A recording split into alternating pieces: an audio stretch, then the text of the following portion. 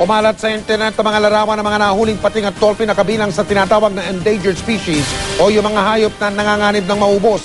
Pero ayon sa ating Bureau of Fisheries and Aquatic Resources, posibleng hindi maparusahan ang mga nakahuli sa mga yun. Nakatutok si JP Soriano. Mula nang ma-upload sa Facebook noong Marso, mahigit 400 beses nang nirepost o shinare ang mga litratong ito ng di tamang pagtrato sa ilang di pangkaraniwang isda.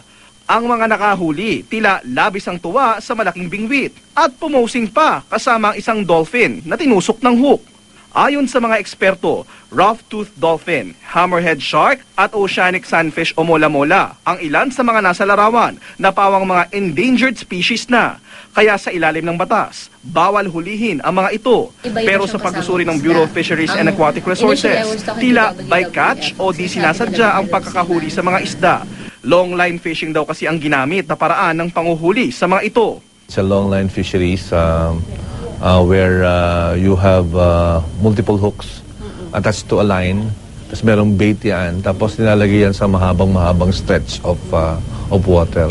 Dahil may bait siya kung iba-iba ang nahuhuli niya. Sa ganitong pagkakataon, wala raw parusang ipapataw sa mga nakahuli ng isda kahit pa man endangered ang mga ito.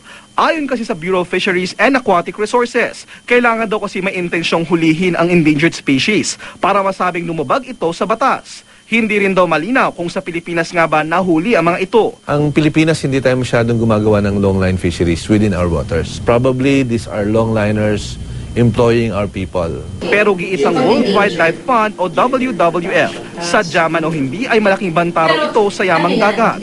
Base raw kasi sa pag-aaral noong 2009, lumabas na aabot sa 40% ng mga huling isda sa buong mundo ay nakukuha ng bycatch. So for every tuna na mahuli natin, meron tayong isa, baka dalawang sharks, baka dalawang ibang species na hindi naman ganun kataasing value.